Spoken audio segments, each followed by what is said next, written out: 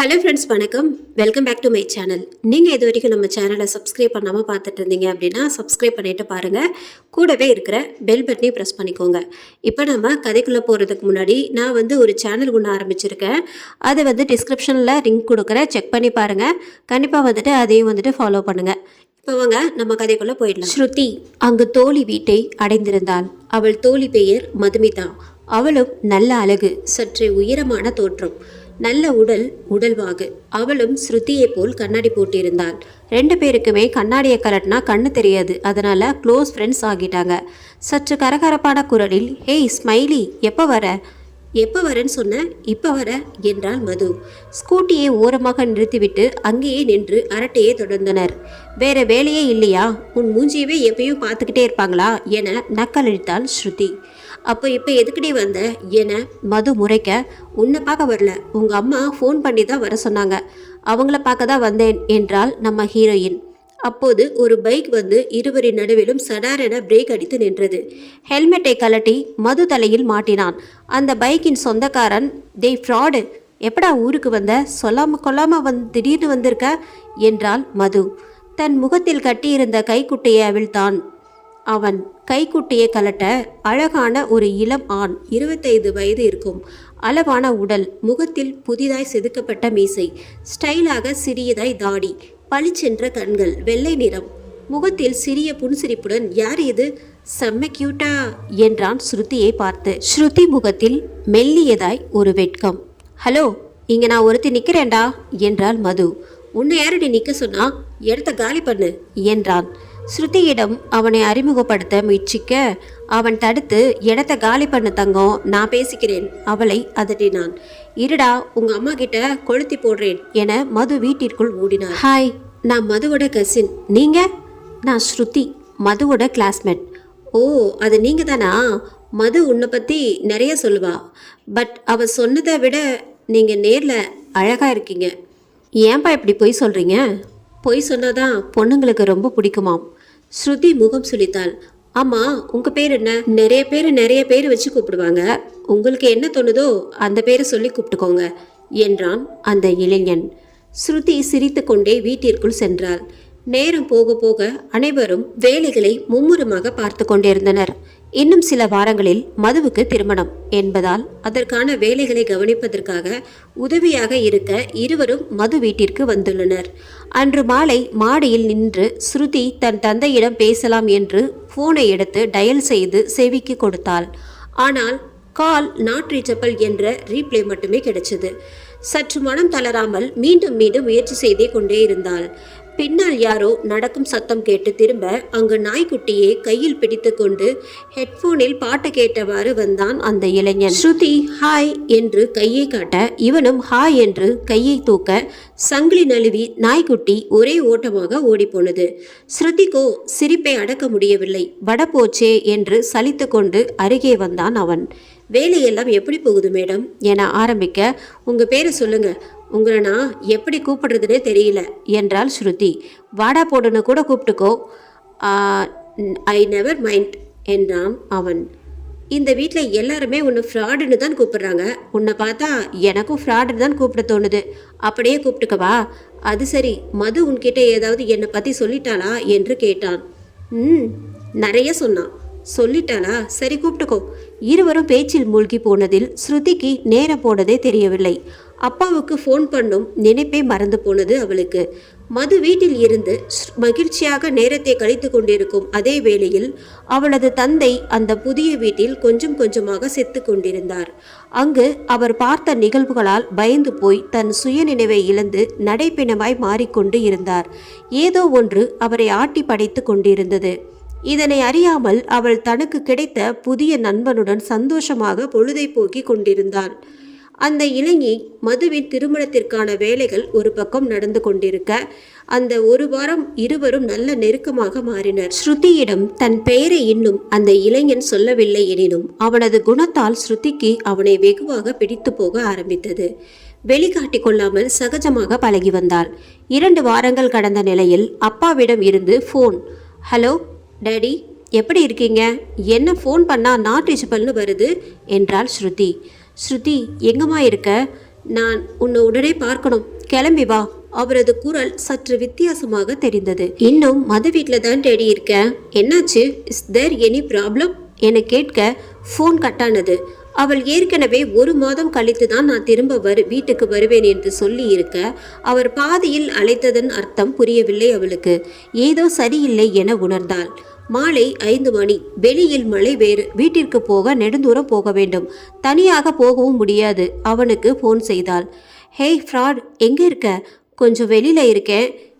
என்ன காணோன்னு யாராச்சும் தேடுறாங்களா? இல்லைடா, அப்பா கால் பண்ணியிருந்தாரு, அர்ஜென்ட்டாக வீட்டுக்கு வர சொன்னார். Something wrong. இதையே என்கிட்ட சொல்கிற? சிப்போ, உன்னை போய் கூப்பிட்டேன் பாரு. ஃபோனை கட் பண்ணி விட்டு ரெடியாகி மாடியில் இருந்து கீழே இறங்கி வந்தாள். அங்கு அவன் பைக்கில் சாவியை போட்டு ஸ்டார்ட் செய்து உட்கார்ந்து ஹாரன் அடித்தான். போலாமா என்றான் புருவத்தை உயர்த்தி. யாரோ வரலன்னு சொன்னாங்க. நல்லா யோசிச்சு பாரு, நான் வரலன்னு சொன்னேனா? தேவையில்லை, நான் தனியாகவே போய்க்கிறேன், போடா. சரி சரி, கோச்சுக்காத, வா போகலாம். கொஞ்சம் சீக்கிரமா போ. வண்டி கிளம்பியது. பயங்கர மழை. இருவருமே ரெயின்கோட் போடாததால் நன்கு நனைந்து விட்டனர். பைக் தன் முழு வேகத்தில் போய்க் கொண்டிருந்தது. பின்னால் ஸ்ருதி குளிரில் நடுங்கிக் கொண்டிருந்தாள். ரொம்ப குளிருதா? அப்ப என்ன ஹக் பண்ணிக்கோ. குளிராது. நோ தேங்க்யூ என முதுகில் கிள்ளினாள் அவள். உன் நல்லதுக்காக சொன்னேன் என சலித்து கொண்டு வண்டியின் வேகத்தை கூட்டினான். சில நொடிகளில் ஸ்ருதி பயத்தில் தானாக இவனை அணைத்து கொண்டாள். 4 மணி நேர பயணம். நடுவில் கொஞ்சம் டீ, நிறைய அரட்டை, கொஞ்சம் கிண்டல், மேலும் கொஞ்சம் காதல். இவள் கவலைகளை களைவதிலேயே அவன் மிகவும் கவனமாக இருந்தான். ஸ்ருதி அவனை சந்திக்கும் முன்பே அவனை பற்றி மது நிறைய கூறி கேட்டிருக்கிறாள். எப்போதும் பள்ளியில் படிக்கும்போது மது அவன் சேட்டைகள் பற்றி சொல்லிக்கொண்டே இருப்பாள். ஆனால் இவனோ கதைகளில் கேட்டதை விட நேரில் மிகவும் சுவாரஸ்யமாக இருக்கிறான். அவனுடன் பைக்கில் போக எல்லோரும் அஞ்சுவர்.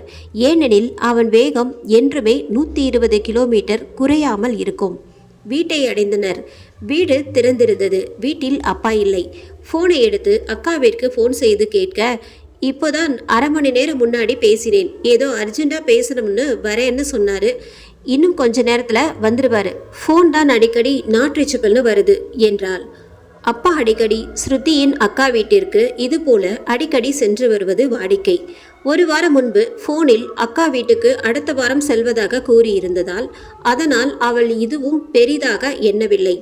ஆனால் எதற்காக அவசரமாக வர சொன்னார் என யோசித்தாள். ஃபோன் இன்னும் நாட் ரீச்சபிள் என்று வந்தது. அதனால் கொஞ்சம் சலனமடைந்தாள். இப்போதைக்கு இன்னைக்கு நைட் நாம மட்டும்தான் போல என்றாள் ஸ்ருதி. இங்கே யார் ஃப்ராடுன்னு எனக்கே குழப்பமா இருக்கே என்று அவனுக்கே உரிய குறும்பாக கேட்டான். அவன் கேட்ட அர்த்தம் அவளுக்கு புரிந்துவிட்டது. என்ன கொழுப்பா? கத்தியை எடுத்து சொருவிடுவேன் என டவலை கையில் கொடுத்துவிட்டு போய் மேலே மாடி ரூம்ல குளிச்சுட்டு வா என்று கட்டளையிட்டாள். அவனும் சென்று அந்த அறையின் கதவை திறந்தான். அந்த அறை முழுவதும் அலங்கோலமாக அலமாரியில் வைக்கப்பட்டு இருந்த புத்தகங்கள் கிழித்து எரியப்பட்டு மேஜையில் இருந்த பொருட்கள் எல்லாம் கலைக்கப்பட்டு இருந்தது. மனதிற்குள் என்னோட ரூம் விட மோசமா இல்லை என்று சிரித்துவிட்டு குளிக்க சென்றான். பிளாக் கலர் டிஷர்ட் மற்றும் பிளாக் ட்ராக்ஸ் உடுத்தி கொண்டு வந்தான். ஹாலில் டிவியை ஆன் செய்துவிட்டு சோஃபாவில் அமர்ந்தான். கிச்சனில் இருந்து சத்தம் கேட்டது. டீயா காஃபியா என்றபடி ஸ்ருதி வெளியே வந்தாள். அவளும் கருப்பு உடை எடுப்பாக இருந்தது. அன்று என்னவோ அவ்வளவு அழகாக இருந்தாள். காஃபி என்றான். 5 மினிட்ஸ் என்றபடி கிச்சனுக்கு சென்று விட்டாள். இவனுக்கு ஆர்வம் தாங்கவில்லை. அவ்வளவு அழகாய் வந்து அவனை தூண்டிவிட்டு போய்விட்டாள். அடுப்பில் பால் கொதித்து கொண்டிருக்க அவனும் கிச்சனுக்கு சென்று அவள் பின்னால் வந்து நின்றான். அவள் மீது சோப் வாசனை கும்மென வீசியது. ஆர்வ கோளாராய் காஃபி சூடாயிடுச்சா என்றபடி அவள் இடுப்பில் கை வைத்தான். பக்கத்தில் இருந்த கத்தியை எடுத்து கையை வெட்டிடுவேண்டா என அதட்டினாள். இனிமேல இந்த கை உன்மேல படாது என்றான் அவன். வாளை சுருட்டி வச்சுட்டு இரு என்றாள் ஸ்ருதி. அவள் சொல்லி முடிப்பதற்குள் அடுத்த கையால் அவளை பின்னால் இருந்து கட்டி அணைத்தான். ஏச்சி, என்ன இது? இப்பதானே கை மேல படாதுன்னு சொன்ன, மரியாதை கையெடு என்றாள் ஸ்ருதி. அது அந்த கை, இது இன்னொரு கை தானே என இருக்கினான். அவளையும் மீறி அவள் சிரித்து விட்டாள். அவள் சட்டென கழுத்தில் அழுத்தமாக முத்தமிட அவள் செய்வதறியாது திகைத்தாள். அவன் இறுக்கமாய் பிடித்திருந்ததால் அவளால் அவனை விலக்க முடியவில்லை. அவள் அடுத்து பேச முற்படும்போது அடுத்த முத்தம் கன்னத்தில் பதிந்தது. அவள் வெட்கத்தால் கண்களை இறுக்கி மூடிக்கொண்டாள். கன்னத்தில் பதித்த முத்தத்திற்கு பிறகு எதிர்ப்பு வராததால் ஸ்ருதியும் தன்னை விரும்புகிறாள் என்பதை அறிந்தான். அவளை அணைப்பிலிருந்து விடுவித்தான். ஸ்ருதியோ பேச்சு மூச்சின்றி உறைந்த நிலையில் நின்றிருந்தாள். முதல் முறையாக ஒரு ஆணை நெருங்கியதால் வந்த படபடப்பில் அவள் இருந்தாள். அவள் படபடப்பில் இருந்து மீள வேண்டுமென அவளிடம் பேச்சு கொடுத்தான். என்னங்க மேடம், அவ்வளோ வாய் பேசுவீங்க, இப்படி சிலை மாதிரி அமைதியாக நிற்கிறீங்க? அவள் பதில் சொல்ல முடியாமல் கிச்சனில் இருந்து வெளியே நடக்க 2 அடி நடந்தாள். சட்டென அவன் அவள் கையை பிடித்து கொண்டான். அவள் திரும்பி அவரிடம், ஹேய், கையை விடுடா அபி என்றார். ஆம், அவன் பெயர் அபிமன்யு. என் பேர் உனக்கு எப்படி தெரியும்? நான் உன்கிட்ட சொன்னதே இல்லையே என்றான் அபி. தட்டு தடுமாறி அவள் வாயிலிருந்து வார்த்தைகள் விழுந்து கொண்டிருந்தன. அது அது வந்து உங்க மேல லவ் வந்தப்பவே மதுமிதா கிட்ட கேட்டேன், அவ தான் சொன்னான் என வெட்கத்தில் சிவந்த முகத்துடன் தலையை குனிந்தபடியே சொல்லி முடித்தாள். அடிப்பாவி, இது எப்ப? நீ என்ன லவ் பண்றியா? என்கிட்ட சொல்லவே இல்லை என்றபடி அவள் கையை இழுத்து கட்டிப்பிடித்து தூக்கி ஒரு சுற்று சுற்றினான். அவள் முகத்தில் தற்போது நாணம் மட்டுமே குடியிருந்தது. அவளை கீழே இறக்கி மெதுவாய் சுவற்றின் மேல் தள்ளினான். அவள் அருகில் அபி நெருங்க அவள் நாணத்தில் கண்களை மூடிக்கொண்டாள். அவனோ அவள் கண்ணை திறக்கட்டும் என காத்திருந்தான். அவள் மெதுவாக கண்ணை திறக்க அவள் இதழ்களை நோக்கினான். ஏய், தள்ளிப்போ என அவள் மிரட்ட சட்டனை கண்ணை மூடி அவள் உதட்டில் முத்தமிட்டான். அவளும் முத்தத்தில் மூழ்கி போக இதழ் சுவையின் போதையில் அடுப்பில் பால் பொங்கி வருவதை இருவருமே கவனிக்கவில்லை. சேவல் கூவியது. முகத்தில் சுல்லென வெயில் அடிக்கும் தூக்கம் கலைந்து எழுந்தான் அபி. மெத்தையில் அவன் மட்டுமே தனியாக படுத்திருந்தான். நேற்று நடந்தவை மெதுவாக அவன் நினைவிற்கு வந்து சென்றான். அவர்கள் முத்தத்திற்கு பிறகு அவள் அவனை விலக்கினாள். போதுண்டா ஃப்ராடு, இதுக்கு மேலே நான் அமைதியாக இருந்தா நீ என்னை ஏதாவது பண்ணிடுவ, மரியாதையே போய் தூங்கு என சொல்லிவிட்டு காஃபியை போட்டாள். இருவரும் காஃபி குடித்துவிட்டு பேசிக்கொண்டு இருந்தனர். நேரம் போக பசி எடுத்தது. அபி மேகி செய்து கொடுக்க இருவரும் சாப்பிட்டனர். சரி, போய் தூங்கலாமா என அபி அவளை அலைக்காக தூக்கி சென்று படுக்கை மீது கிடத்தினான். ஏதாச்சும் பண்ணா ட்ரை பண்ண கத்தி ஊரையே கூட்டிடுவேன் என்றாள் ஸ்ருதி. அபி, எப்படி இப்போ காஃபி போடும்போது கத்தினியோ அந்த மாதிரியா என சிரித்தான். மூடிட்டு படுடா லூசு என கன்னத்தின் கிள்ளிவிட்டு விளக்கை அணைத்து விட்டாள். இருவரும் கட்டி அணைத்தபடி தூங்கினர். மெத்தியை விட்டு எழுந்து வெளியே வந்து கத்தினான். ஸ்ருதி, எங்க இருக்க?